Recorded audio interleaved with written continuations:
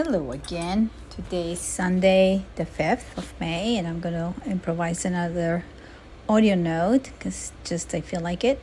I had a wonderful weekend. I've been kind of reflecting a little bit what this shift is about, the one that I couldn't talk about a week ago. But I've been noticing certain things happening, which is just noticing really the parts where I am stuck, like stagnant, like the energy would like to move, the energy would like to expand, the energy would like to transform into something else, something new. But then the old kind of energy still wants to be comfortable and not to move, because what if we don't like the next step, right? And so I basically have been allowing the body, the mind, and the spirit all to do what they feel they want to do. But this weekend, I started really meditating a lot on the possibility of really confronting the most uncomfortable parts of it. And basically what I realized that is happening is like the uncomfortable part of it comes from a little bit of fear of like, not really fear, but more like we have to start a new practice. That means we have to put all the focus and become obsessed and and do the practice, because you see, I don't know how to do things halfway. So whenever I put the attention into something, I just have to do it enough times for me to feel that it is a practice and it's actually evolving. So it's not just like, oh, I'm going to try this and then I don't do it. So whether I swim or I bike or I just meditate or something, or I become 100% carnivore, or I study a specific subject like Bitcoin or Austrian economics or something, I gotta do it like the best of myself. So I know that I'm completely in it and I become it. This is a very Scorpion energy. And remember, my moon is in Scorpio, so I don't do things halfway. There's no middle point. Although throughout my life, I try to find that equilibrium. And what I realize is that the equilibrium comes at the very moment that is happening, when I kind of surrendered to it. So today I just took the day off, half of it, because now I'm working at this time. It's the evening, and I'm finishing some drawings and designs that I have to give tomorrow to a fabricator, producing a beautiful piece for the University of Washington. I'm making these beautiful staged arrangements that are based on Bauhaus ballet called the Triad, and it was done in 1923 in Germany. And I'm just making this stage with this metal and glass pieces that are very colorful. So I want you to close your eyes and imagine, because I won't say more than that. So I'm just revising the drawings, making sure that the sizes are the right sizes, and I decided to start printing in real size a mock-up of what I'm doing. And I realized suddenly that maybe the pieces that I had done on paper are slightly bigger than what I think they should be. So here I am at this late time correcting the measurements, which is all right. It's part of the process. It's always part of the process. Anyway, before I did this today, I went to the beach and I was just contemplating the sea. I went and had a swim. It was quite fantastic. The temperatures are right temperature. The waves are the right kind of waves, and so on and so forth, and the right amount of tourists. Not too many, not too little, just enough, just correct.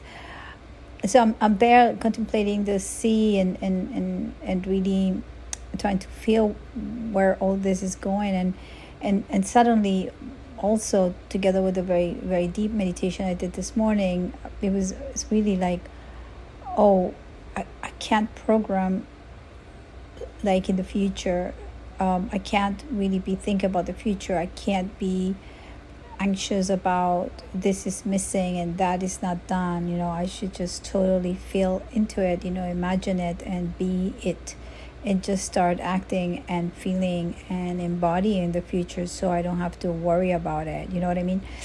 I don't know if you know what you mean, but sort of like being in the present moment already, acknowledging what the future looks like, because that's where I am right now. I'm already embodying it.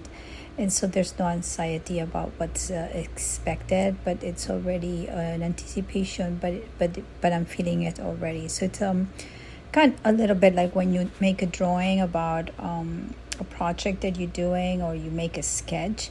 It's a little bit like that. Like, so I'm sketching my life in the future and already feeling how is it that I want to feel about it. And the reason why I started to be doing this practice more carefully these days is because since things are not really working very well in the outside world, I mean, you see everybody protesting, and the economy is bunkers, and I mean, I don't want to specify a little bit, like everything is really upside down. So what happens is, like, I'm able to notice so many things going wrong, that then my life becomes about noticing all those like discrepancies, or all those things that are not really working. And instead of me focus on my creativity, I tend to focus on, how can I fix this? And that's exactly what I'm not supposed to do. With my Pluto and Virgo, I can see all these details not working, but it's about the discernment of how I'm going to make a better choice for myself, so I can keep on creating and inspiring other people. Now, on the good side of the news, in the last week, I don't know if it's a coincidence or what the hell's going on, but I had spoken to at least 5 people that they're part of my life, whether I've been mentoring them or I had a relationship where there was some transmission going throughout the years. And they have all come back and told me how grateful they are for me being part of their lives, because they have been able to implement whatever I told them, whatever they learned from me, or whatever our relationship is meant to be. So I've been feeling very grateful towards my life, about being able to at least inspire people, if not on a daily basis, at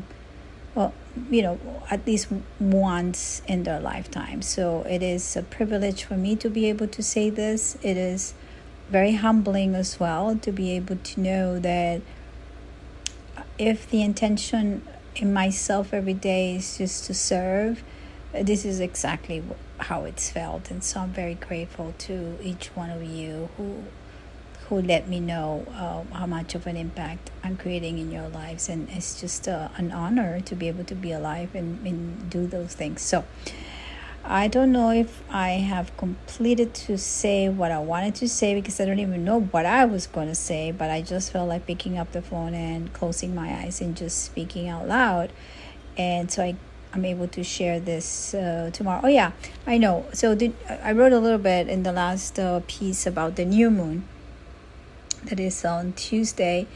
And what is beautiful about the energy in Taurus, I just had my birthday, so I'm a Taurus, and this energy is so beautiful, because Taurus is a very seductive, very comfortable, very sensorial oriented sign. And we have so many planets right now in Taurus. We're going to have the moon, but we have the sun already. We have Venus there, which rules the sign. We have Jupiter that expands all this sensuality. And we have Uranus that is since the last, 5 years, I think 2018, 6 years. It's been basically allowing this region or section of our chart to connect to something new, to actually work on whatever trauma we have about not taking care of ourselves, trauma of not being able to be self-reliant, or our resources. So this new moon is fantastic, because as we have so many planets there that are actually supporting the idea of Taurus, that is, how do I relate to my needs? How do I value them? How do I listen to my needs? And how am I supposed to take care of them and create resources? So resources means not just money, but talents. What are your talents? Are you actually learning something new? Are you invested in different kind of perspectives? You see, Jupiter is there, so it's still asking us to have a different perspective that can actually give you some sort of potential for earning some money. And instead of focusing right now on what is missing and the economy being so messed up, it's like, what are the resources that you have right now that you don't think that are so good? And they actually are, because with Jupiter having connected to Uranus, that's like a new way of doing things. It's like a new technology. Something new can emerge from all these opportunities, so you can actually